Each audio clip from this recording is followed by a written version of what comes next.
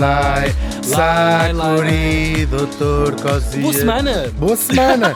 Estamos a começar uma semana e já vazando um olho. Pois, a rima para olho. Viste isso numa loja? Sim, Rima sim. para olho. Eu li numa loja. Lembras-te de eu contar isso? Né? Sim. Rima para olho. Não sei o que Bom no dia. olho, que não sei o que. Sim. Belo olho tens tu. Fazem assim, o olho. Ai, adoro isto. Isto é quando dá aquele teu momento.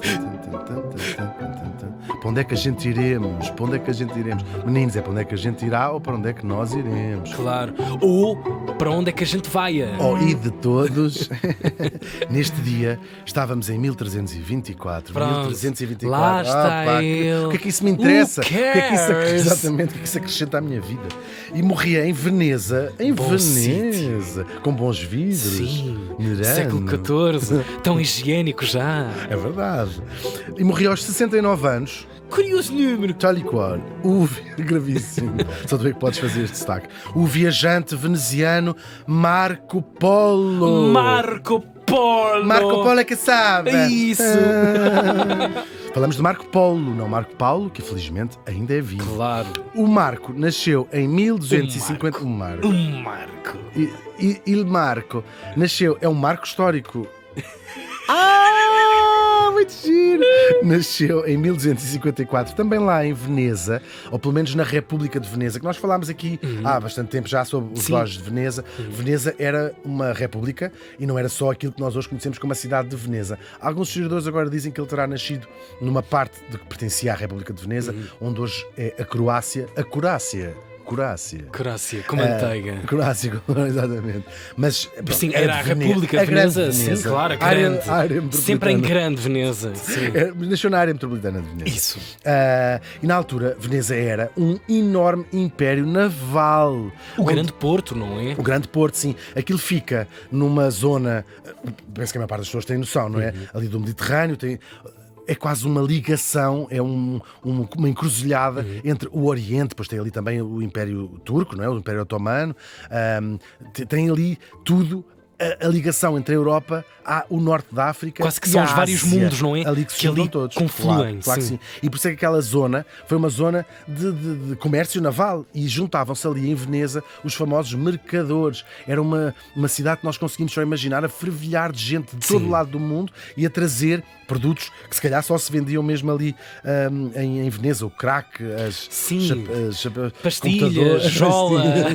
Ficavam entre eles ali. tudo, porque havia várias drogas que se usavam em várias partes do mundo. Só podiam Claro. para se meterem no mar, naquelas condições. Por acaso é mesmo. Xiça. Muitas vezes falamos disto aqui. Eles não iam de gôndola também, não é? Sim, A sim, gôndola era sim. só lá dentro. Só andava lá dentro. Imagina irem à China de gôndola. Muito bem. Agora, esta era quase o final daquilo que nós se chama, muito tempo depois, a Rota da Seda. Agora arrotavas a dizer aquelas pessoas que conseguem falar a arrotar. Eu não consigo. Não, que pena, se não dizias Nada. da seda. A E era Rota da a Seda. Rota da Seda. Muito engraçado. Isto é uma rota terrestre. Este nome Rota da Seda, ninguém se chamava assim na altura. Claro. É um nome muito posterior que chamavam este sítio Rota da Seda.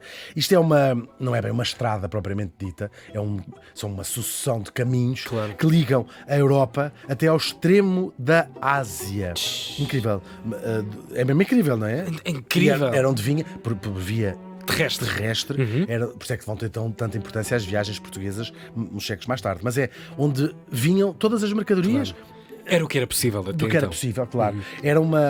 Claro, e traziam, por exemplo, especiarias, uma série de produtos. Seda, naturalmente, que dá nome à estrada, a esta rota. Agora, o Marco Polo vai ser o mais famoso desses viajantes, sem sombra de dúvida alguma, como se costuma Era dizer. assim com essa voz que ele falava. Sem Imagina. sombra de dúvida alguma! Se calhar falava mesmo. Pois. Os italianos às vezes têm assim umas vozes que não ligam muito bem o Com- nome à pessoa. Com o personagem. Mas olhas longe e quando abre a boca.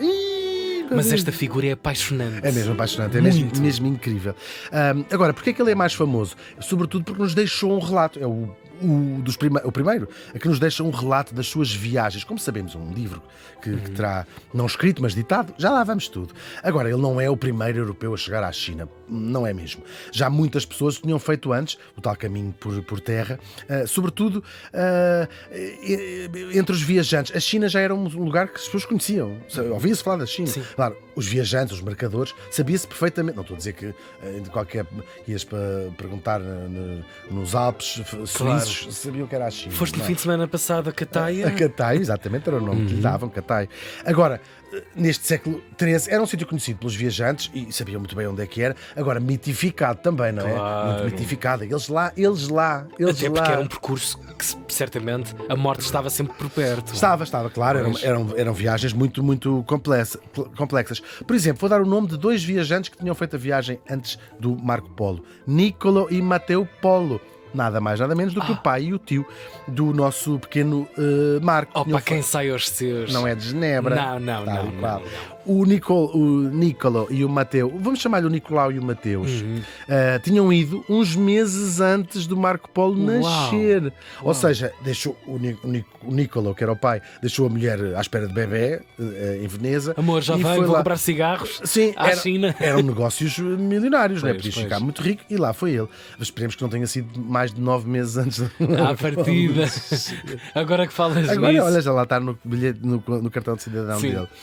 Nós não temos registros dessa primeira viagem do pai e do tio do Marco Polo. É uma pena que não tenhamos, se calhar eram registros muito engraçados. Nós sabemos que eles voltaram ao fim de muito tempo e que o Niccolo, quando chega, se depara com o seguinte espetáculo: a mulher tinha morrido já há vários anos e tinha um filho de 15 anos, de repente, que era o Marco Polo, Deus. que praticamente não se conheciam, não é? Não é praticamente, não se conheciam mesmo. Olá, sou o teu papai. Olá, sou o pai, sim, ele tinha sido criado por uns parentes, não é? Entre parentes.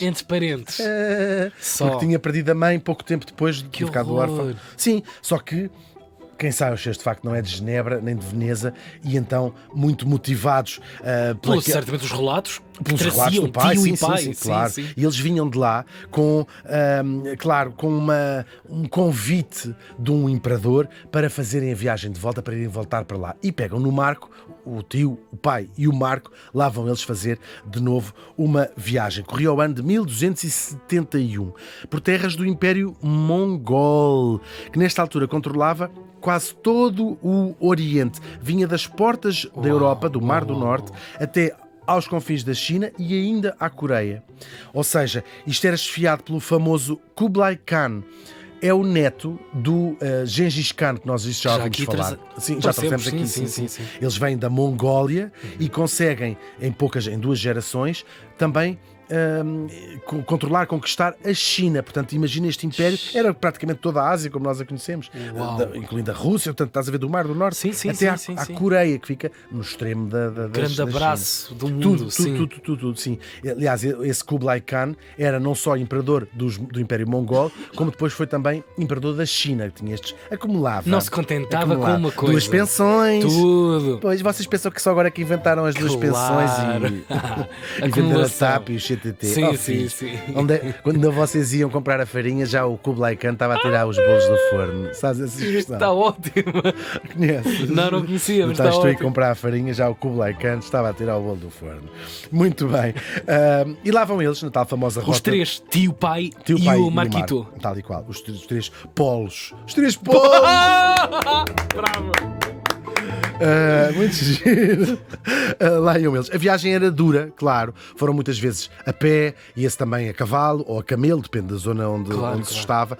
Agora, já não era tão perigosa como tinha sido há mais tempo anterior. Claro que nós imaginamos logo salteadores, assassinos, outros povos também, gente com outras culturas. Desconhecido. Tal e qual. Só que o facto de estarem a viajar no mesmo império, o tal império do Mongol, do Kublai Khan, fazia com que a coisa fosse mais pacificada, porque estavam sobre, o mesmo território. Ainda com uma extensão enorme, com muitas pessoas diversas. Era um império verdadeiramente multicultural, não é? E tinham outra coisa de vantagem, uma espécie de passaporte, se quiseres, um salvo-conduto não sei se pela mão do próprio Kublai Khan, mas a dizer, estas pessoas estão a vir ao meu serviço, estão a vir para o meu serviço e, portanto, lá faz um reconhecimento institucional. Exatamente. Era para estar a fazer aquilo, claro. Vamos cortar-te a cabeça. Pensa lá 2 vezes. Olha, tenho aqui a assinatura do doutor Kublai que posso passar aqui. Não estás a gostar de dizer Kublai Khan? Kublai Khan. Olha, quem é que financiava isto? São anos de expedições, não são? São. Tens 2 maneiras. Eles, no caso, iam com uma comissão, se quiseres, do imperador. Mas muita gente ia como mercador, ou seja, por iniciativa própria, comercial, porque era um investimento incrível. Faziam-se fortunas, porque tu trazias de lá riquezas enormes que vendias cá. Portanto, era no fundo o equivalente a ser um empresário riquíssimo, sim, era um comerciante. E depois lá seguem eles. Ao fim de 4 anos durou esta viagem para lá. Chegam finalmente à China, o tal Kataio, como lhes chamavam.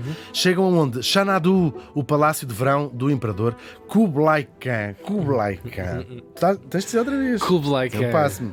Muito bem. E vai ser na corte do Kublai Khan que o imperador fica muito impressionado com o Marco Polo, não é? Ele é muito novo ainda. Que jovem. Mas vinha... Sim, que jovem. Giro. Sim. Bons perfumes.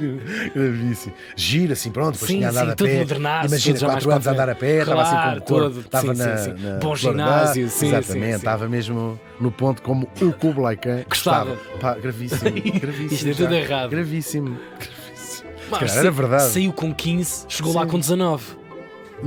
Sim, está ali qual, 4 anos. Está-se bem. Pronto. Sim, não tem nada. Nada fora de jogo. Nada podem acusar o Kublai Khan de muitas coisas. Não. Gostava de mais novos só. Exatamente. Não, ficou mesmo de facto muito impressionado pela lábia dele, provavelmente, e aquela coisa toda. Bem, é um rapaz que imagina o mundo que ele não ganhou naqueles 4 anos. E portanto. E tem a herança daquele pai e daquele incrível, tio. Exatamente. E ele fica mesmo muito. Vai-lhe confiar muitas missões diplomáticas, até ao Vaticano, assim, umas coisas. Não ao Vaticano para cá, portanto.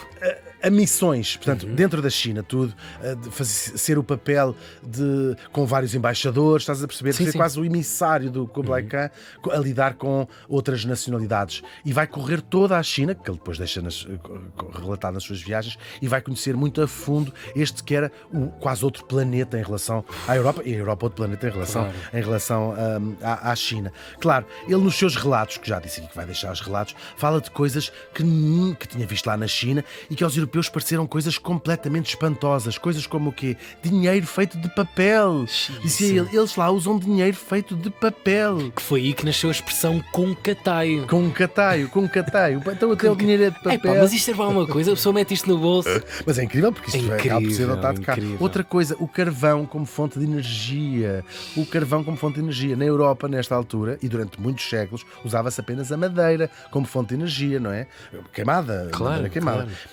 Só bem mais tarde é que o carvão vem a substituir a madeira, e na altura os chineses já o faziam. Também faz uma descrição de uma espécie de primeira imprensa, não é? De blocos móveis. Sim. Também muito antes do Gutenberg ter inventado a sua imprensa. Claro, foram relatos que não deixaram ainda grandes frutos, tirando o dinheiro em papel, ou seja, só coisas que só séculos depois é que se aplicaram cá. Nesta parte eram coisas estranhíssimas. Não foi que ele tenha trazido propriamente estas coisas para cá. Diz até que ele foi o primeiro a falar de óculos de ver que existiam lá na China. Depois há outras coisas que terão sido mais bem recebidas, apesar de serem mitos. Por exemplo, que ele tinha trazido os gelados, que tinha sido ele que introduziu os gelados na Itália, no caso, ou até a massa, o spaghetti.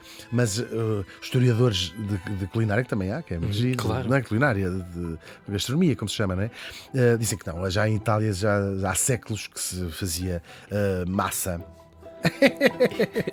Agora, depois de tantas aventuras, começa a viagem de regresso, que não vai ser fácil. O Kublai Khan não os queria deixar vir embora, não queria mesmo. Eles aproveitaram uma missão, negociaram isto, que era levar uma princesa mongol até um sítio para ela casar, e lá foram, e então apanham boleia, desta vez não vêm por terra, voltam por mar, apanham boleia, ia-se pelo Vietnã, a Índia, depois entrar ali pelo Estreito de Hormuz, até vir dar a Veneza. Não podes, não viras, não é? Não dá.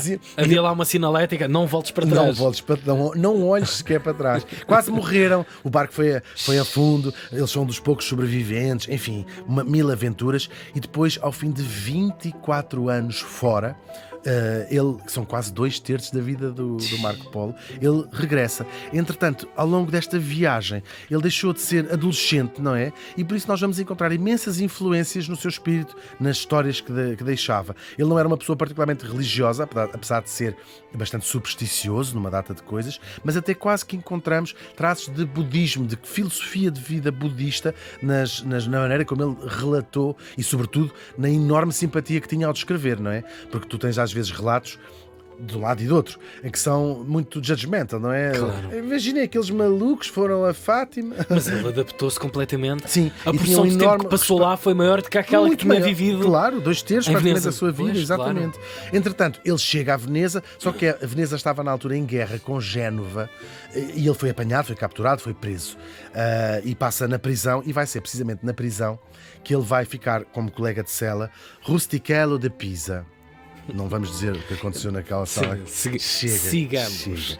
E ele vai contar a este rusticelo de Pisa, o que era a companhia de sala dele, estas tais aventuras. E é este homem que vai escrever aquilo tudo que o Marco Polo lhe estava a contar. O Marco Polo não escreveu o livro, ditou o livro, contou estas aventuras, que são assim muito esparsas, e é aqui que vai nascer. Se ele não tivesse sido preso, provavelmente não existia. A prisão tem dado grande literatura, não tem? É verdade. Sim. Olha, até o Marquês de Sade lá escreveu, por exemplo. É verdade, mesmo.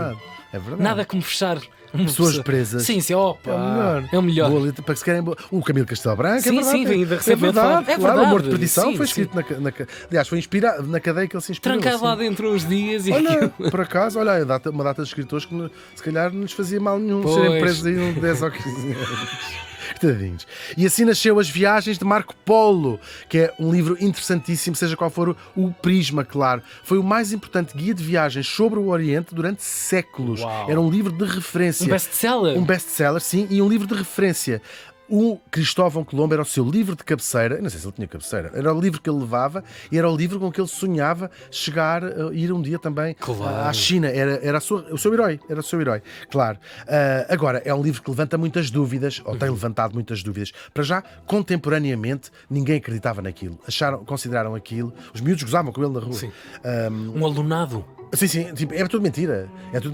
Tinha feito de facto uma viagem e diziam assim: isto foi coisas que ele foi ouvindo, e os próprios historiadores muitas vezes duvidavam também disto. E durante séculos isto passou a ser um bocadinho um livro que devia ser mentira, porque as histórias eram tão mirabolantes para quem as estava a ouvir que os mundos só podia eram ser muito mentira. Separados, claro. Não é? E depois, claro, ele próprio também mitificava algumas coisas, alguns animais. Ele terá sido dos primeiros europeus a ter visto um rinoceronte nas suas viagens e, claro, descrevia aquilo como uma figura mitológica, etc. Agora, depois, claro, a maior parte dos historiadores hoje em dia acredita naqueles relatos, até porque os séculos e outras viagens posteriores foram mostrando que mesmo as coisas mais absurdas são de facto verdade. Elas estão contadas, quando eu digo absurdas aos olhos de um europeu dos séculos XIII e XIV, não é? E há um historiador muito interessante que foi refazer a viagem e diz, de facto, fazer matches tudo, com as coisas, tudo joga com o que ele disse. Às vezes coisas desconexas, não é? Porque, claro, não havia a ideia de um diário de viagem onde tu dizes no dia 1 fui no Oceano. Essa linha cronológica. Não havia, não. Ele vai-se lembrando de histórias, vai editando e depois tem algumas falhas, como não fala dos pauzinhos, que lhe apontam alguns críticos, alguns céticos.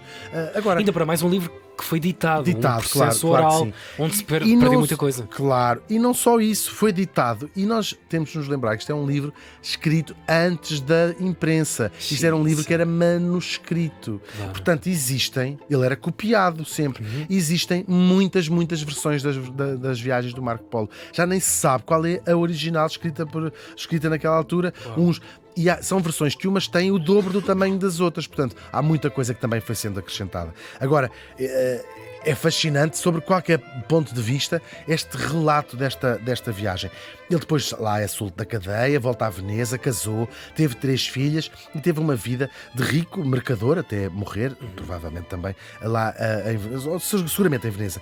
Agora, durante aqueles 24 anos e outros tanto 1000 quilómetros, foi o que ele fez, 24 mil quilómetros da sua viagem, nós não sabemos, isso é tão fascinante imaginar, e ele disse não deixa relatos, quem terão sido os seus amigos. São 24 anos, é impossível que ele não tenha as pessoas que ele tenha conhecido, os amigos que fez, as pessoas que o influenciaram, que se terá apaixonado, tal e qual, os desgostos que teve, as coisas que ele viu, os sítios onde esteve, os poemas que lhe contaram que havia, as músicas que terá ouvido, claro. E é por isso que é fascinante imaginar a cabeça deste homem do século XIII cheia de mundo lá dentro. O Marco Polo morreu faz hoje 700 anos certos.